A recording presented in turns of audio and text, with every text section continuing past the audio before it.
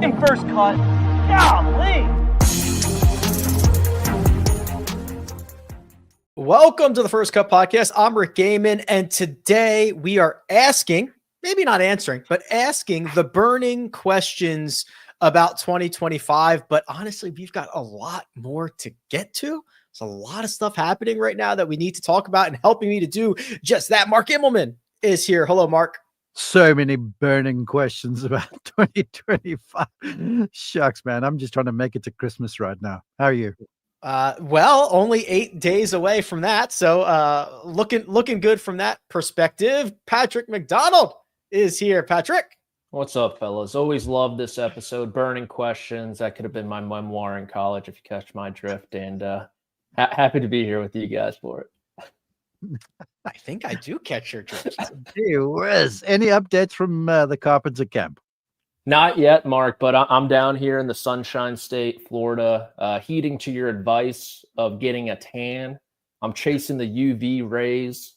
Unfortunately, some thunderstorms in the area, but hopefully it clears up this week and we can get off on a good step here towards the Carpenter. I see Rick came back with some UV impact from the Mexican trip. Huh? Yeah, which I try. Listen, I am not friends with the sun. I do not get along with the sun, but yes, it is true. A little bit, maybe more red. I don't know if I'm tan, but more red from Mexico. Boys, I got stuff to get to here. So first and foremost, hat tip to everybody out there. Last year, we got Rory McIlroy. We finished, I believe, runner-up in the best golf podcast category of the Sports Podcast Awards, which is shameful. It's hard to swallow. You'd rather finish last than finish second. However, they are giving us another. Well, that's definitely not true, but they are giving us another crack at it this year because we are once again in the finals. So we are once again looking for 30 seconds of your time to go in and give us the vote. The link that you need, it's in the episode description. It's on Twitter. It's in Instagram. It is everywhere. It literally takes 30 seconds. Support goes a long way, and you actually have some time, but don't take that time. So I'm going to tell you that the deadline is January 13th, but I'm going to ask you to do it right now. Holidays are going to be coming up. Things are going to be lost in the shuffle. So that's part one. Part two, Patrick, is the mailbag episode that we have coming up. Of course. Which, speaking of burning questions, the burning questions have been flowing into our email inbox, which is firstcutpodcast@gmail.com, which we are going to tackle them no matter what. I don't care what they are. I'm telling Josh, no filter. As long as it takes, let's do it. Wow. Potentially famous last words there, Rick. No kidding. Yeah, no kidding. The best part about this show is I usually just ask most of the questions. I don't have to answer any of them. So it's really you guys that are going to get caught in the crossfire. I just get to stay safe. That's why Patrick's got CBS on the end of his email address and his handle and stuff. I don't. Just like this. Yeah. Smart indeed. Well, get those questions, those comments, those concerns in. If we have a really long mailbag episode, great. You're traveling for the holidays. You'll have something to listen to. I'm not done. I'm not done with the housekeeping. Mark, this one is important for you because there is big news coming in the world of First Cut One and Done for 2025.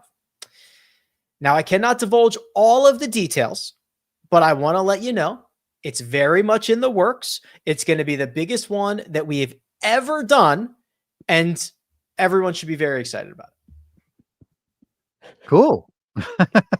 But I can't give you any details about it. Sound like a politician, Rick. No kidding. Yeah.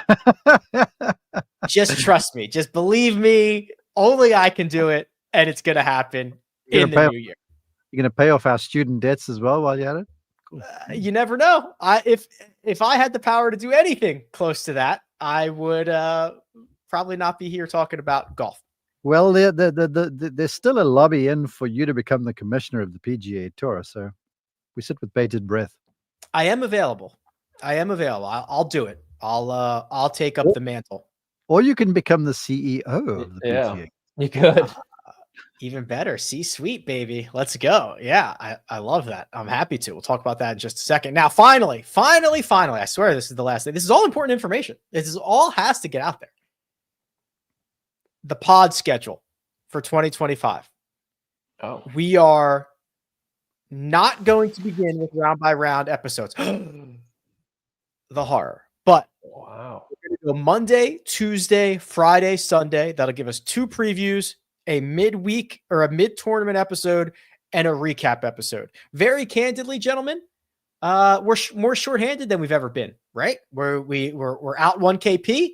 We don't have an in for scheduling, so we are going to do 4 episodes a week until that void gets filled, and then the goal still very much to bring back the round by round recaps as quickly as possible.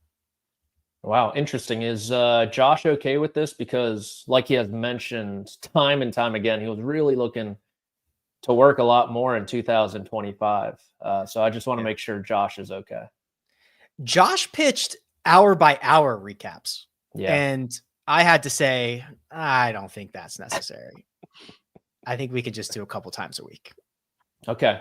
Dang. So that's news to me too. So that's hot off the presses. That's from this morning. So that is hot off the presses. But again, the goal, getting back to round by round recaps ASAP as we get manned up to the proper staffing that we have.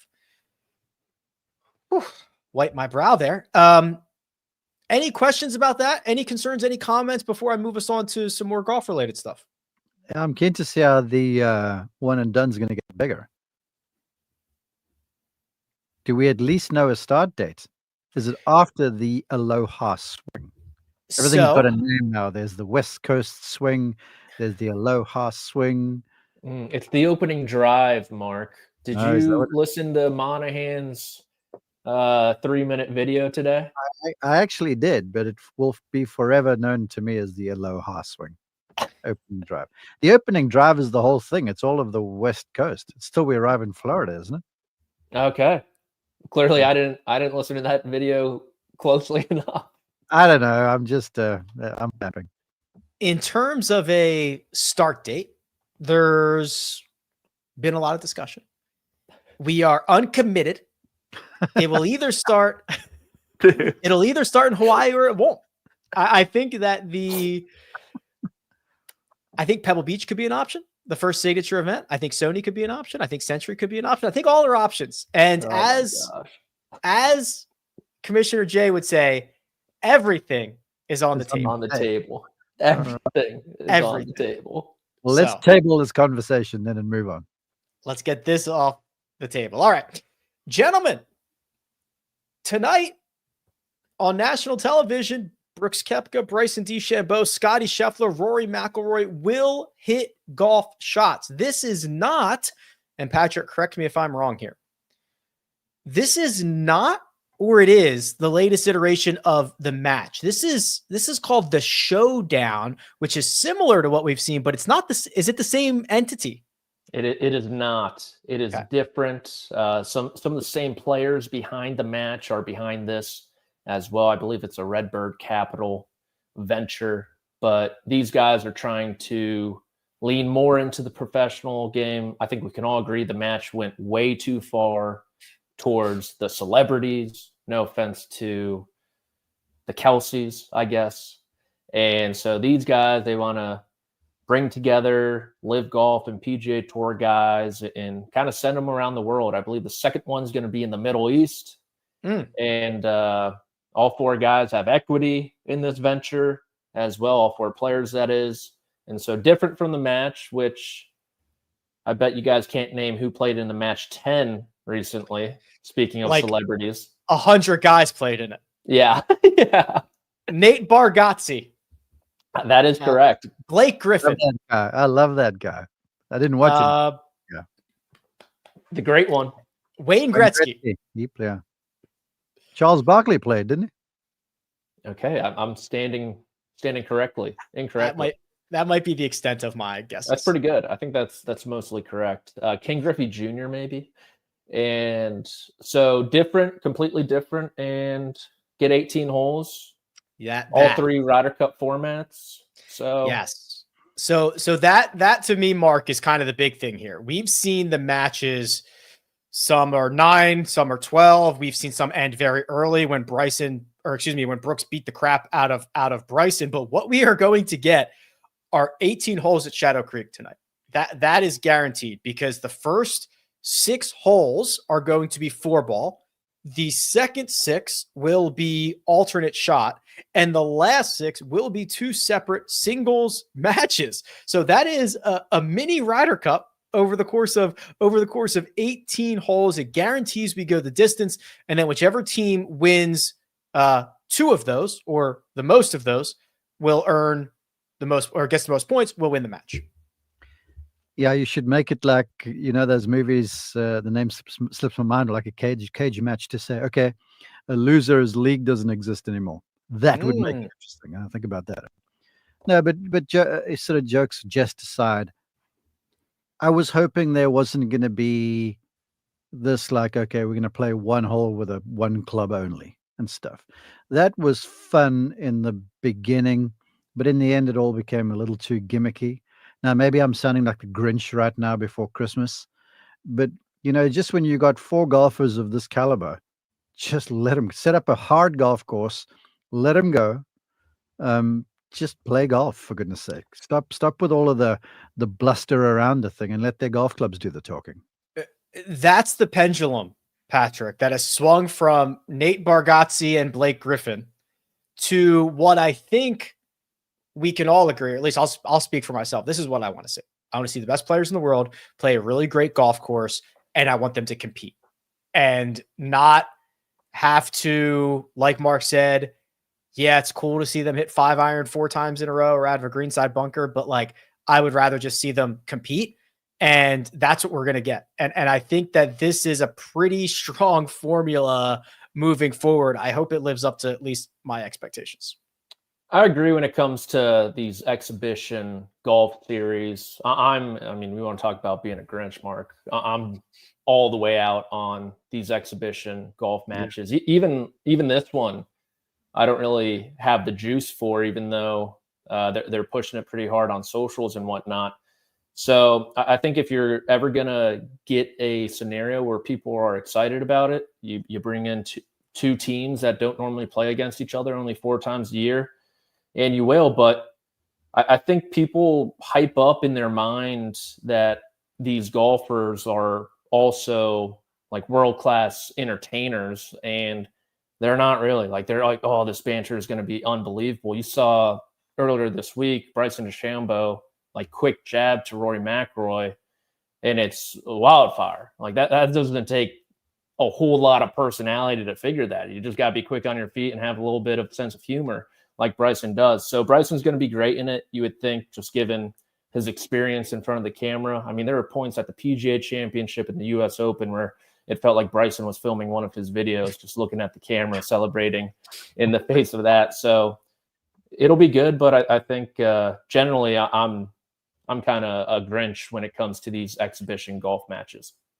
Well, Mark, the incentive, not only a little bit of competition, but $10 million in the purse that's going to be paid out in Kronos crypto. Are you familiar with Kronos? No, but I found out the other day I have some crypto that I bought like when Moby Dick was a minnow. Oh, okay, Mark. You know what the joke is? Now I called up the guy who helped me into this thing. I'm like, dude, I can't log on to the website. And every email address I put in, every password, no chance. And do you think that I can find some sort of person to help me, some person, contact person? Not a sausage. So I hope for these folks, they get. You can't even get crypto in hand. What do you actually do? This could go sideways here. There are ways to get. You have to have your secret. @gmail.com. Yeah, you've got to have your secret key, Mark. There's a lot of stuff, but Kronos coin, Patrick. Do you want to guess at what one Kronos coin is trading at the moment in USD? I have it up right here. I'm watching the live tracker. Kronos coin 1 USD is 5 cents. Not bad. 19 cents. I'm hoping, Rick. It's been hot in the streets lately, these pump and dump schemes. I'm hoping we get something involved there, a little more drama to this exhibition match. Like if Bryson wins and gets his share of Kronos. 5 million Kronos coins. He pumps it to his YouTube channel. It triples in value, and he sells it all. Yes, pulls the rug. That could get me back into these exhibition matches if we get a good old fashioned hawk to a coin pump and dump scheme after this is all said and done. So I'm wondering, as it pertains to Bryson, is his brand new, I'm sure, very big Reebok deal getting paid in whatever coin system there is now too? I think that will be in USD, Mark. Yeah, yes. I would think that. You see, that's the whole thing. And I asked that question sort of knowing the answer, but with a point. I'm like, oh, this is all cool and such, but golly, I'd like to see be able to access this stuff. Maybe again, I'm just kind of raw right now that I can't access whatever little bit of cryptocurrency I have. Well, it'll be there for you. You'll get it. There's been plenty of stories about people dumpster diving for hard drives that have 80 Bitcoin on them and all that fun stuff. But we'll get you in there. Couple other items. Lots of interesting stuff happening. The Ryder Cuppers, they're going to get paid. Congratulations. The U.S. squad will now receive, or I guess both sides are going to receive this, the $500,000 stipend, $300,000 of that going to a charity of their choice, and $200,000, Mark, $200K to do whatever they want with. Maybe it goes right into the pocket. I hope it doesn't go straight into the pocket. I know, because I've been involved with an institution that's been a beneficiary of some of the charitable monies from the President's Cup. And that stuff goes a long way to all sorts of golf institutions and organizations and such. And, I see both sides of the coin as it pertains to the Ryder Cup, because it's a multi-billion-dollar endeavor. And you basically got 24 guys in there that are kind of like the gladiators, the show ponies. And then when they're done playing, you put them back in the dungeons and you let them go away, kind of thing. So, yeah, I think something was due. But I think in the end, there was a whole much of ado about nothing, because they were getting money to put into their charities anyway. So I just hope that the bunch of them turn around and go, okay, this extra $200K, that goes to the same charity or it goes somewhere else, because there's so much that can be done with it. Because as Rory, I think it rightly said, he goes, look, if you're playing in a Ryder Cup, you're not short on funds. It's not like you're living paycheck to paycheck kind of thing. So that's sort of where I land on this. But it's the kind of thing really that hasn't turned my head as it pertains to me watching the golf news, golf media kind of thing here of late. What's the point, Patrick? These guys make plenty of money. $200,000 doesn't matter.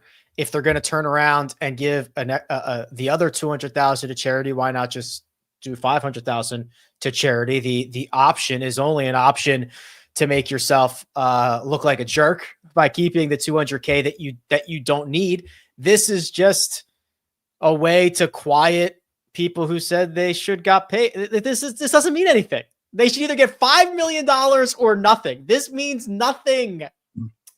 Can I be honest with you guys? Yeah.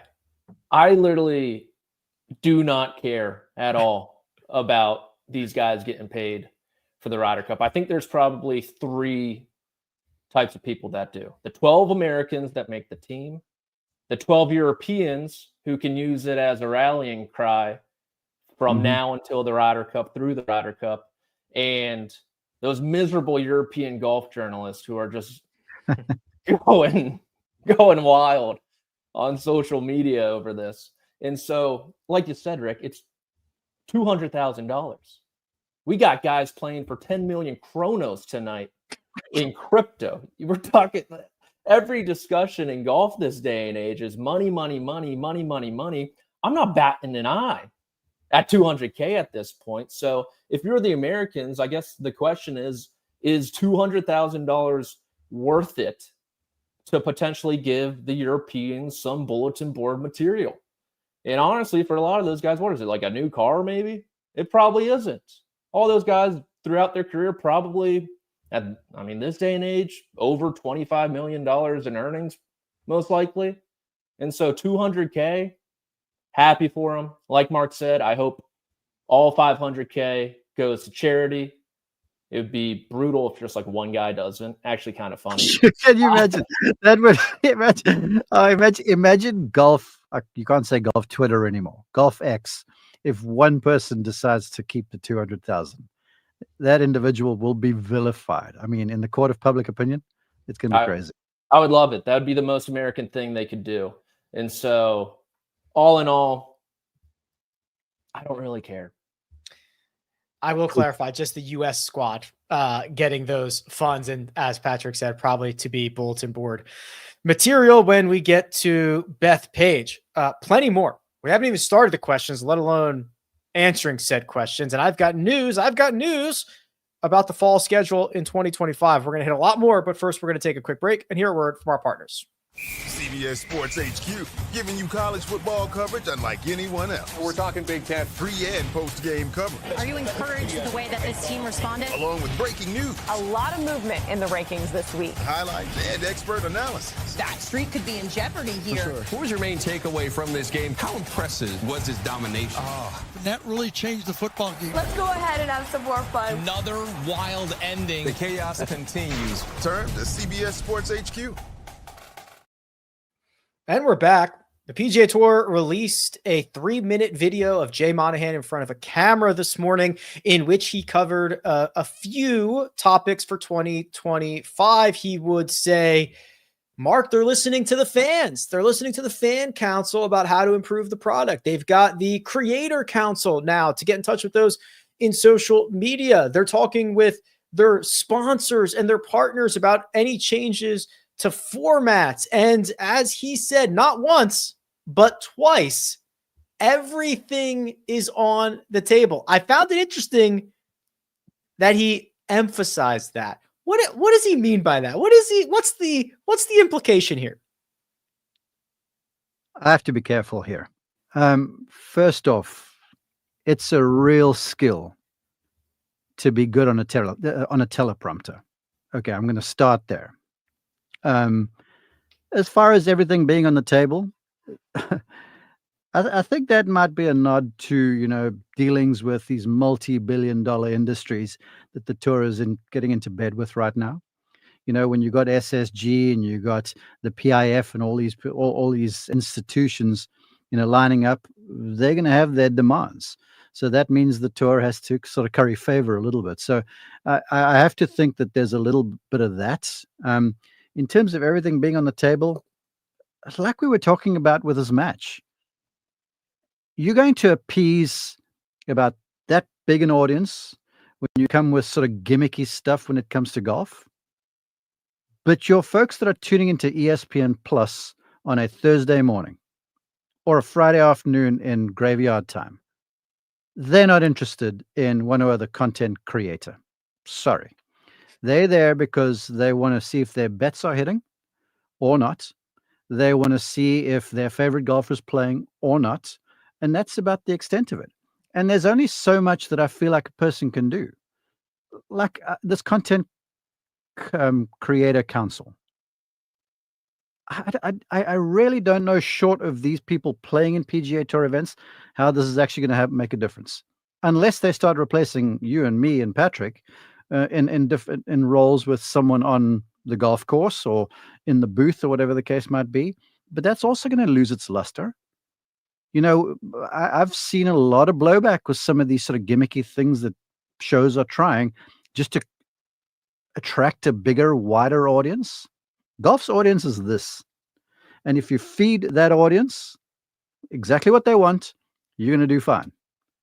Be careful of chasing all sorts of other things, and then you lose your core constituency. Now, again, I work for CBS. I work for the PGA Tour and ESPN Plus. I'm keen to see, because I'm on the American Express call next year in the brand new studios. I'm keen to see what they're rolling out, but I've been on calls where we're going to be prepared for everything. There are green screens. There's all sorts of stuff going on. But I will say this. I've said this from when I first started announcing to where I am right now. Golfers want to watch great golf, and they want to get better. If my podcast is proof thereof. So if you want extra, start giving them golf tips. If you want extra, start getting them more on-course interviews, that sort of stuff. That's about where it ends, man. All this other sort of stuff is noise. And again, they're responding to a small fraction of people that are just very loud on social media. I'll stand down now. Mark, I don't think you and I have ever agreed so much in one rant. I'm with you, brother. Right. We are in lockstep. I think that golf is a niche game, but it is an affluent and very happy fan base that if you give them what they want, everybody wins. And there's been a lot of shiny objects that have distracted. There's a lot of things that have failed. I'm not sure if we're on the right track. I guess we will find out when Mark is partners Thursday at the MX with Fat Perez on the mic next to him. Hey, I got to say this. And I love these folks. Heck, I watch a lot of their stuff. But I've been at times tasked with shepherding an up-and-coming announcer or whatever the case might be, and you don't learn that on the air. Sorry, you practice and you practice and you practice. Then you get on the air and you fail a little bit, and then if you don't fail that much, then you get invited back. You know, that's kind of the industry a little bit. But I see that that's changing now too, where they're just slotting folks in and out all of the time, Patrick, and I feel like it's risky. Because the ratings, as far as I hear all the time, are down. So this is a tough road to hoe when you start to really dilute stuff like this. Yeah, I think regarding the Creator Council, I believe it's a council, what they can do, my guess would be more of the pre-tournament stuff leading up into the week, being able to film on site, film practice rounds, trying to elevate profiles of players. Because, Mark, you know, if you care about the player, you're going to care about watching. You're more likely to tune in over the weekend instead of tuning in instead of playing golf, because that's really the battle they're fighting this day and age. Is the recreational sport is so popular. I know every week Scotty Scheffler is going to win. Why would I want to tune in when I can work on my own game, like you mentioned, and get better myself? Yeah, okay. I'm seeing it from a different light right now, because you're right. There's a lot of time during practice rounds where you can get this fancy stuff done. I will say this, though, and I'd love your take. I'll never forget my days working for PGA Tour Radio when we pre-tournament on a Wednesday used to have to get hole descriptions from players, preferably previous champions at the venue, about the golf course they're about to play. So it's sort of creating content. To hear how Patrick McDonald, winner from 2024, would play the 16th hole at Bay Hill, kind of thing. And then very soon, a directive came down from PGA Tour media saying no more hole analysis or requests when you're out on the golf course. Because these players during a practice round, or indeed a pro-am, also preparing for the tournament upcoming.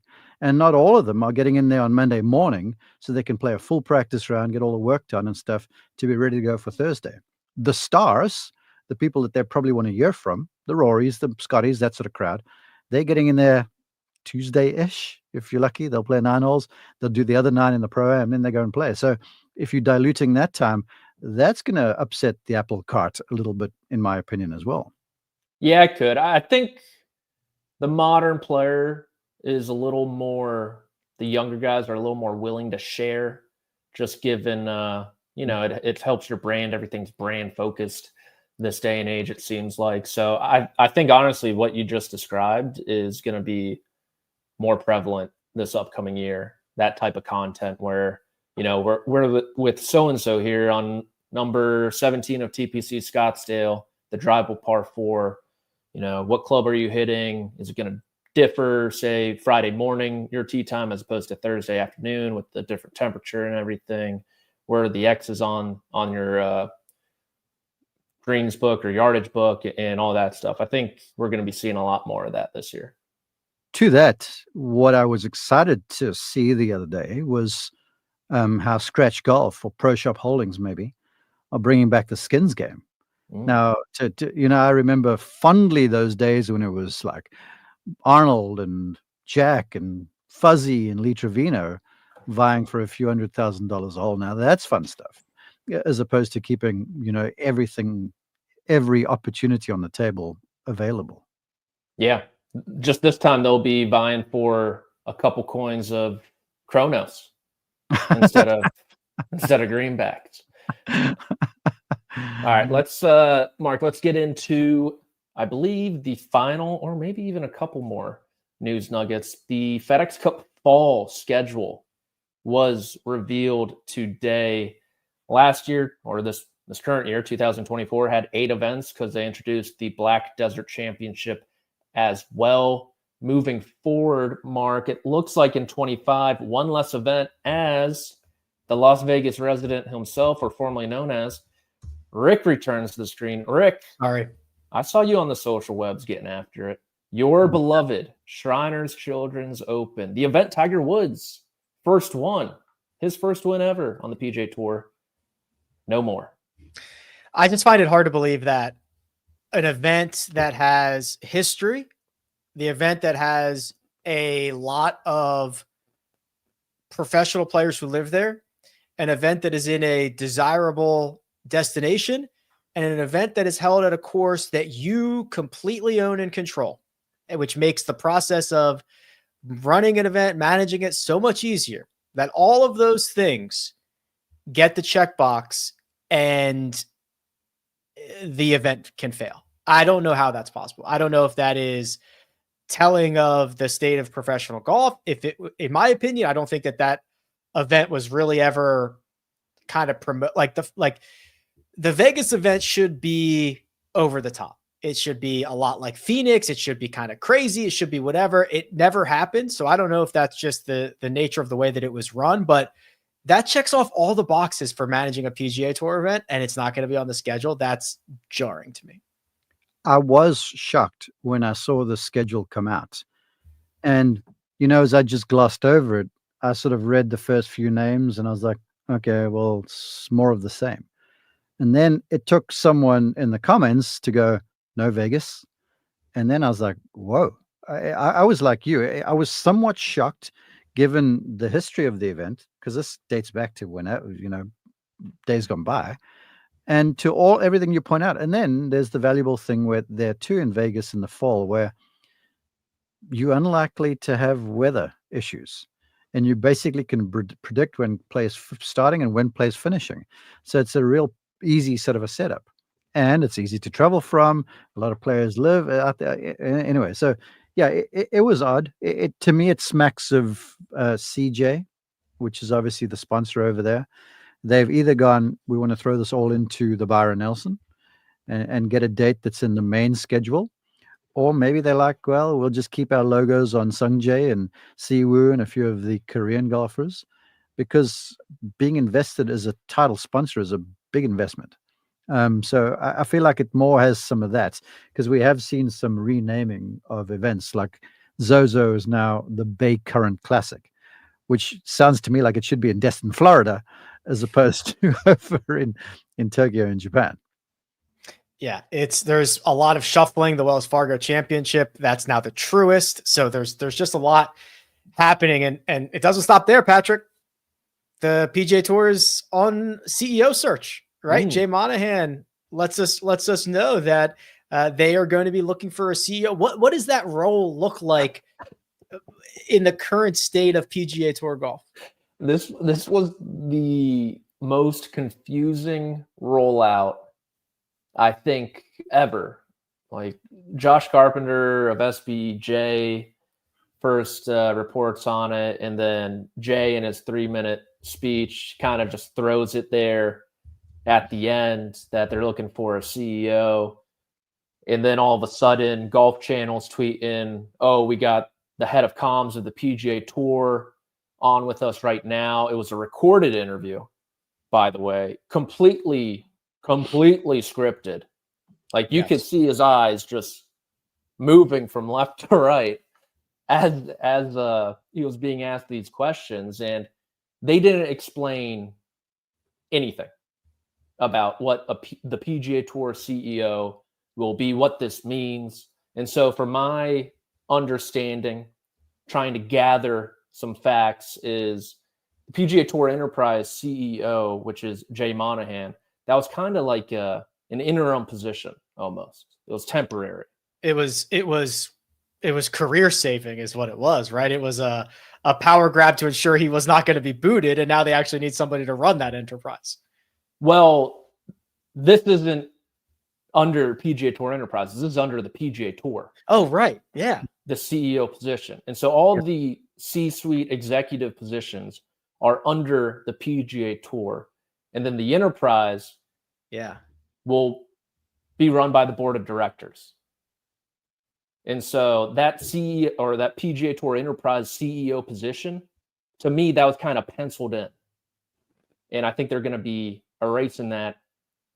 The Arthur Blanks, the Cohens of the world of the PGA Tour Enterprises, they're going to head that ship. And then the executive party over here on PGA Tour will be running that ship. And based on what head of comms, what was his name? Like Andy something, I'm forgetting right now. Chief marketing officer also. He's one of the chiefs. It seems like he's really going to be in charge. The CEO, who's coming outside of the PGA Tour, is going to be really in charge of like commercializing more stuff, making it better for the fan, using that investment money, all that jazz. Yeah, I'm sure that'll happen. Mark, the thing that stands out to me on all of this is we are far removed from this cute little 503c that donates money to local communities and all that stuff. These are multi-billion-dollar entities, Live Golf getting a new CEO in their own right, that are going to be run like Fortune 500 companies or Fortune 100 companies. This is the big time.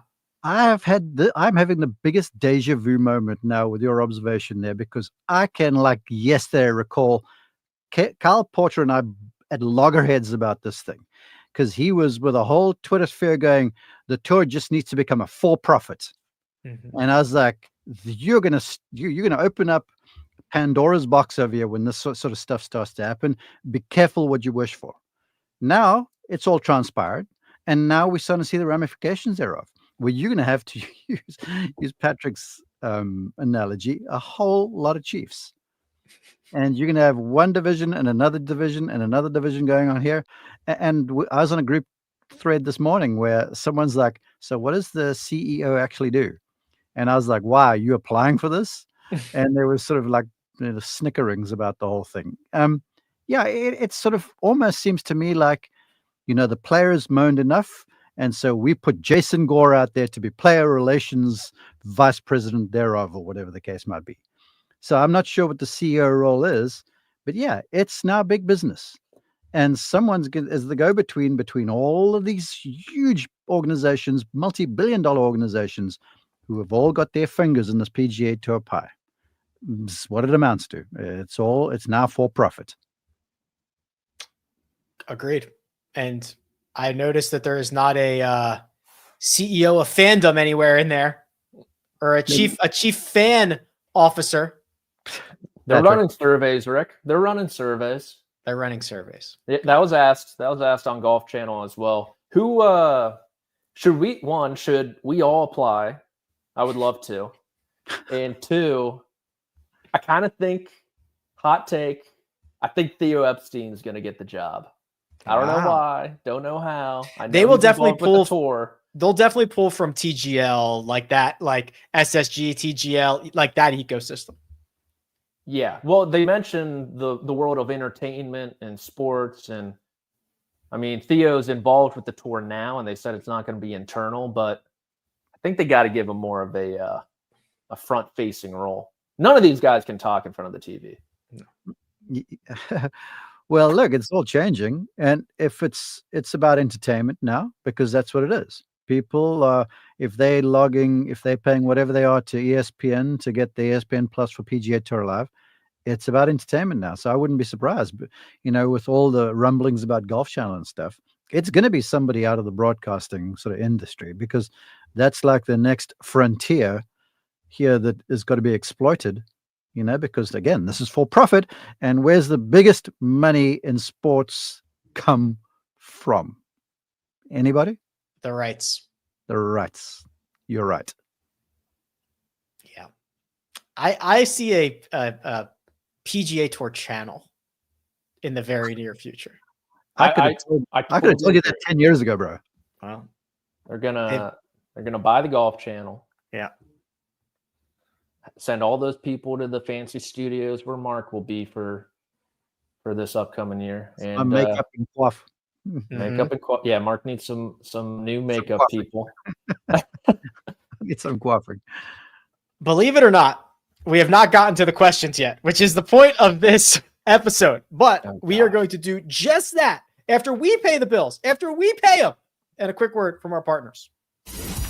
At CBS Sports Galazzo Network, we're bringing you the game. Madness of Messi arrives! Breaking down the game. This is unlike anything else in the world. And changing the game. Get it all for nil. That means free. Whoa. And all day long!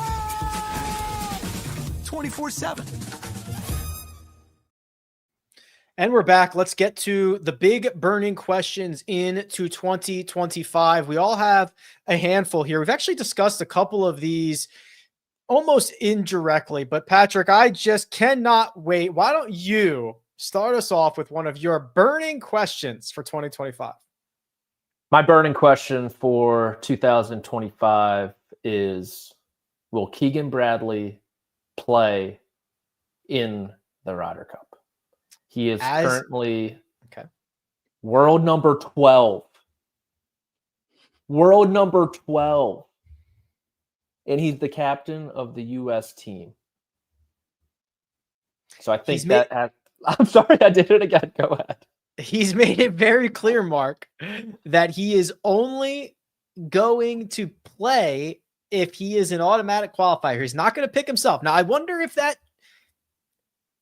changes, if he's like, the seventh player on the list and everybody wants him on the team and all that. But I actually think Keegan it'll be really interesting to see how Keegan handles all the things that need to happen as a Ryder Cup captain and play good enough golf to make this team. I would be very impressed if that were to happen. I don't think it's going to happen.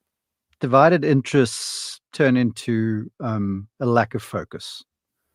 And Keegan, we all know, bleeds red, white, and blue.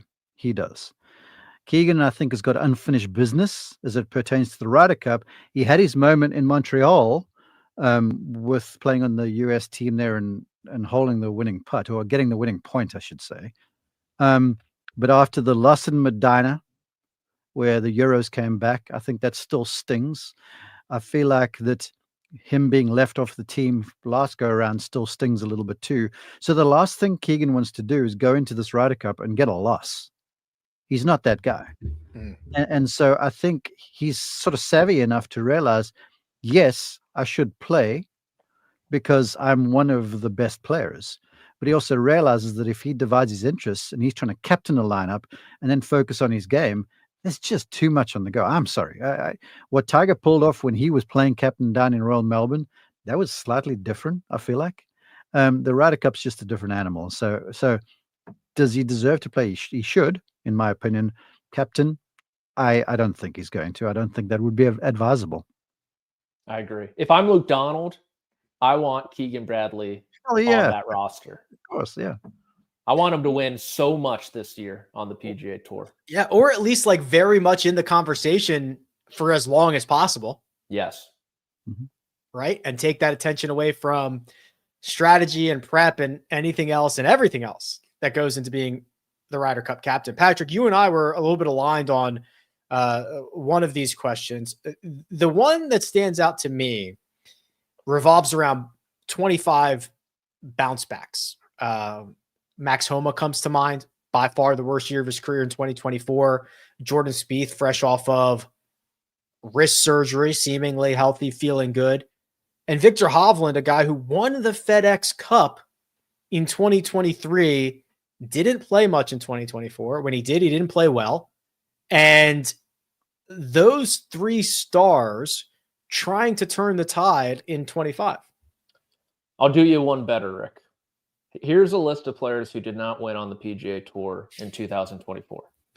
Ludwig, Sam Burns, Patrick Cantlay, Jason Day, Tony Finau, Matt Fitzpatrick, Tommy Fleetwood, Fowler, Harmon, Henley, Homa, Hovland, Sungjae, Siwoo, Tom Kim, Morikawa, Rose, Scott, Spieth, Straka, Thigala, Young, and Zalatoris. And I'm glad you mentioned Victor Hovland's schedule. He played 16 PGA Tour events in 2024. Think about the current schedule. You have 8 signature events. You have 4 major championships. You have 3 postseason events, and you have the Players' Championship. That is 16 tournaments. Mm-hmm. And so I understand what the PGA Tour did with the signature events, right? You had to fill these guys' pockets because LIV Golf's a threat. You want to get everyone together to improve the product. But while you do that, you also inadvertently have given these guys, given how they want their schedules to look like, less opportunity to win because they're all playing in the same events. In this past year, you look at what happened. Oh, a guy named Scotty Scheffler happened. And a guy named Scotty Scheffler is probably going to happen again in 2025. So I'm with you. These stars, and there's a bunch of them, need to start acting like stars in this upcoming season. Sounds like there's too many mouths to feed, Mark. Yeah, it's part of the problem. But then again, at the end of 25, remember we're going to 100 exempt PGA Tour players only, not 125. So yeah, I mean, resources, not that the resources are as big as ever, but there's fewer folks that are going to have their hands in that pot. Yeah, there is a renewed sense of urgency, but the reality is with all those players, I don't think you have to make them aware of that. They have their own internal clock when it comes to like, I've got to get my ducks in a row kind of thing. So I'm certain they're all working very hard and they're all testing clubs and they're all doing what they should. To me, it's hard to pick from that list of Spieth, Hovland, and Homa who is going to get everything figured out. I feel like it comes down to clarity of mind. It comes down to singularity of purpose. And in the end, it's going to be of that crowd there, the guy that tends to want to putt it the best. And so right now, I'm sort of leaning to Victor Hovland because he disappeared enough. And it's such a, watching Victor was so curious to me, right? Because everyone else is flying here, doing that, playing for his money, where Victor's like, no, I'm going to step away from this all, perfect my craft, and come back when I'm good and ready. So that sort of tells me, without knowing it for certain, that this guy's like, I know what I'm after. I know what I've got to do, and I'm going to switch off all the other noise. So from that, I just look at those 3 names, I would say Victor I'd pick, although Jordan healthy is always interesting to me.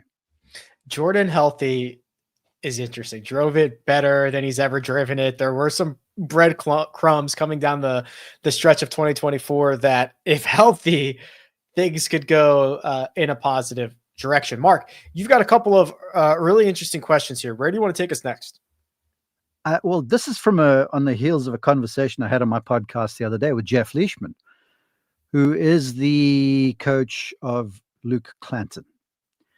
And we talked about Luke a lot and the lessons you can learn from him. The podcast is dropping late December, early January-ish.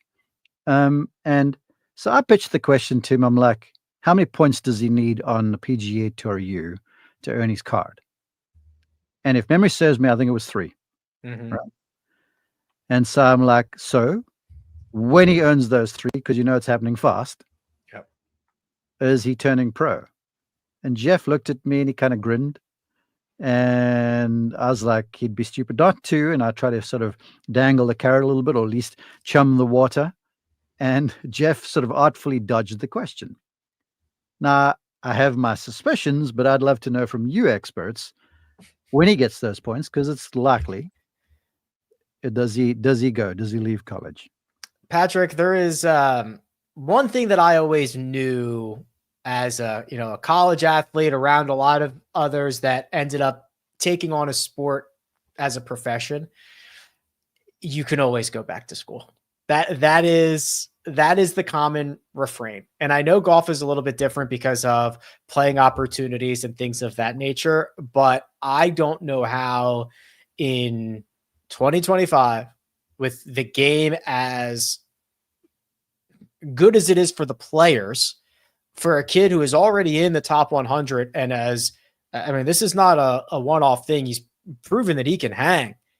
I mean, get that A away from his name as soon as possible. So based on some mumblings, I have no connection to Luke Clanton, zero. I just want that out there. He really wants to give it a go at Florida State and try to win a national championship. So my guess would be he does turn pro in 2025 in the summer. So right when everybody, May, June, when the season's over and everybody turns pro, that's what you're expecting. Well, think about what Ludwig did, what Thor Bjornsson did. They kind of got going. They got, 11 starts under their belts in their first years. I think something similar could be in store. So then the quick follow-up is, now in the interests of amateurs turning pro, it drops this morning. What's your guys' take on Blades Brown, 17, and professional? Not even leaving college, not even going, skipping 17 years old. Patrick?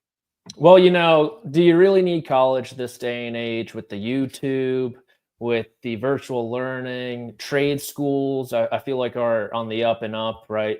Next generation's millionaires are going to be plumbers and electricians. So does Blades Brown need college from that respect? No. Does he need it for growing up? I have no idea. I don't know much about the kid. I know he's the top-ranked guy. But I'm always impressed of those players who take unorthodox ways to the professional stage. And so I commend him for that, but it's going to be tough. Mark, he is the top-ranked golfer in the class of 2026, and he did not get through Q school. He did play the Myrtle Beach Classic in May, finished 26, but he does have a handful of exemptions for 25. He's going to debut at the American Express, and then I guess he's just going to eat what he kills for 2025. That's a tough road to hoe.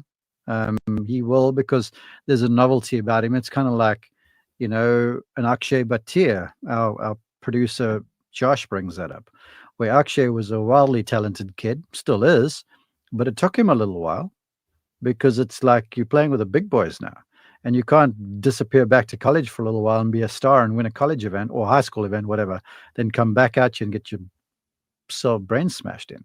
Now, look, I'm not discounting his talent. He's a talented kid. But when I last checked in the WAGR, the World Amateur Golf Rankings, he's inside the top 100, I believe. But there's guys whose names he doesn't even know right now that are tough, and they're not on the PGA Tour. He is 103. I was going to say, I couldn't even find. I was at 100. I did a Control F, and I couldn't find him. No, he is 78. Best rank is 75th. You want to hear a fun fact about Luke Clanton's going to have something to say about this. You want to hear a fun fact about Blades Brown? It's actually about his mother, Rhonda. WNBA, didn't she? Not only did she play in the WNBA, Mark, she was the first in WNBA history to dunk, to hit a three-pointer. Really? What was this, 1900? Approximately. I don't know. How long's the WNBA been around? That's a good point, too. Okay, 28 years ago, 1996. Yeah. Okay. Oh, the first season was 97, though. All right. Well, here's the thing. This is what I know for certain, because I put up a post the other day, and it was one of those, guess who this is, just by their golf swing. And it was Patrick Fishburne, who is a gun. Right. He is real, right? And he finished 82nd, I think it was. 5th in total driving on the PGA Tour, 1st in greens in regulation. He is freaking good. And he's not dominant. Now, I expect everything is lining up for him to do so. So, when you start to look at this, it's all about that 1 week, if you get the chance. So maybe Blades gets that and he builds on it, but it's not easy stuff. I can tell you that for free. I don't know what number we're at, but we're going to do 2 more. I'm going to hand pick them, and I'm going to take first crack and then allow you guys to explain yourselves. afterwards. So this one comes from Mark, and I think it's interesting. It kind of goes back to a conversation that we were having around PGA Tour CEOs, and that's in regards, Patrick, to the TV ratings. TV ratings haven't been good in the last couple of years. We have seen mostly drop-offs from previous years. The way that these get calculated or circulated around social media is always interesting, right? It's, oh, well, it was a different week last year, or there's a football game on, or that's only because Scotty was in the mix. So it's never comparing apples to apples. But I think overall, at least from my perspective, like, I've got concerns around the TV ratings. I don't think they mean everything, but I think they mean something. Yeah, I think they will improve, especially those on a certain network, like, top of my head, the Masters, the PGA Championship. So you got a really cute answer. Yeah. Mark, when else are you working? The Farmers Insurance Open is going to be great, I bet, right? First one. That's probably going to be might be a little slow. And then Farmers comes around and it's like, boom, we're back. Saturday finish, baby. Again. Saturday finish. Yeah. Right into the Steelers and on Championship Sunday. So it's a good question. I'm not too sure, to tell you the truth. I think kind of what I mentioned a bit earlier with stars needing to be stars again would certainly help the cause, because even though us three find Scotty Scheffler just whooping on these boys over and over again highly entertaining, the average golf fan doesn't. Rick, when you exited stage left there momentarily, it's, well, I know Scotty Scheffler is going to win. Why? I'm just going to play myself then. I'll play 18 and I'll check on my phone. And if it happens to be close, maybe I'll start streaming it or whatever it may be. That is there's two things I take out of what Patrick was saying that I think are really interesting, Mark. I think obviously Scotty's dominance is way different than a Tiger Woods dominance in terms of how people see it, or a Rory McIlroy dominance, or even a Jon Rahm dominance. And not the professional game, but the amateur game the recreational game is buzzing right now. Have you ever been to a golf course on a weekend? That is absolutely they're not sitting at home watching golf. Yeah. Well, look, the reality is people have less and less time. They really do. The people that have a lot of time are folks that really aren't family members and have kids and stuff and weekend commitments. And then to that time point too, with golf buzzing and all that sort of thing, and your husbands and fathers and wives and all the rest of it, and you got your own habits and hobbies and things on the go. You've got all these other ancillary things that are being built, like the TGL. So, like, if I'm golf watching dad, who now wants to watch 3 hours of golf on Sunday because Scotty and Rory and company are playing, I have to reconcile that against watching golf for another 2 hours or whatever it is on Monday night, and at the expense of what kind of thing. So this, as it just comes to the pure balance of it all, that's where my concern is. I'm not concerned about the ratings. I'm concerned about how everyone's time is so occupied. And so, yeah, you got to make it super entertaining. And the reality of it all is right now, it's not just got to be entertaining. It's got to be fast. And so that's where 18-hole matches and stuff like that, I don't know if that's the future, but that's just, these are the kind of things I think about. We're just a couple hours away from getting an 18-hole match with four of the biggest names in golf, and we'll see what those ratings are. Patrick, last one, and this is your question, and I really like the way this is phrased because it's pretty open-ended. It says, what does 6% mean for the golf world? And that is obviously referring to the rumored 6% investment of the PIF, the Public Investment Fund of Saudi Arabia, into the PGA Tour alongside the SSG investment as well. And that number, which we talked about last week or the week before, was probably a lot lower than many of us expected. But despite the size of that number, any of that number is meaningful because of the source and the way that these entities are going to try to work together. Yeah, I think I can speak for 99% of golf fans when I say we're just sick of the biggest names not being together all the time in these two leagues, playing different schedules, different parts of the world, not being able to turn on my TV Sunday and see John Rahm and Rory McIlroy go at it. I mean, Rahm and Scheffler had a nice little back and forth brewing these past few years. You think about the Ryder Cup, some of their battles in Phoenix as well. And then that kind of just gets taken away like that. And so who knows what it's going to look like? I know a lot of people are projecting at this point. I saw some Champions League murmur out there. People forget who was the first to mention that. And so just seeing these guys play together more often in the competitive setting on, like Mark alluded to, difficult golf courses, testing these guys more often is just a win for everyone. We are simple creatures, golf fans. You guys have mentioned it multiple times throughout this episode. Golf has turned into a Cheesecake Factory menu these past few years. It's a good steakhouse. Do what you do best, and hopefully that 6% can get us back on track. Thomas Edison, Mark, infamously found 2,000 ways not to make a light bulb. I think that golf has found a few thousand ways to not interest fans and to not get us excited about certain golf that's being played. I think what we've talked about, which is the best players all together on great golf courses, is the tried and true formula. And whatever it takes to get us back there, 6%, 60%, I don't know if I really care. That seems to be the one true North Star. Oh, absolutely. I couldn't agree more. The reality is everyone's going to have their opinion on it, and they're entitled to that. You know, we all know what we like. But to Patrick and yours observations, I feel like if you had to quiz people, you know, they're going to settle for the great steakhouse. But you just got to get that lot figured out. If you a good steak and, you know, a few good red wines and stuff, that's what it is. But that's not to say that, you know, the odd thing there and there, just the little add-ons around the place, just to kind of liven it up and keep it, you know, different, that's not a bad thing at all. I'm not averse to any of these things.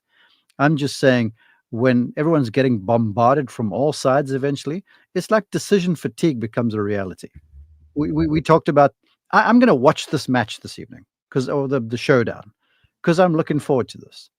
But for editions 3 through 10 of the match, I didn't even know what day of the week it was on. The only reason why I knew was because I was on the show with you guys. So that's why I feel like if these extra things get done well, like a great skins game and a great showdown and a great TGL, yes, I have just inject this stuff in my veins. I'm up for it. But on the weekend, it's golf. And sometimes you're going to have great players in the mix. Sometimes you're going to have a great player and an antagonist who's a nobody. That's just as entertaining. And then sometimes you're going to have a rougher Campos playing in a fall event that's going to just be one of the highlights of the year. That's what it's been. It's been like that since the PGA Tour started. It'll probably be like that eventually. And yeah, I don't know if it takes 6% to keep it like that, but if so, then so be it. We're going to stop right there.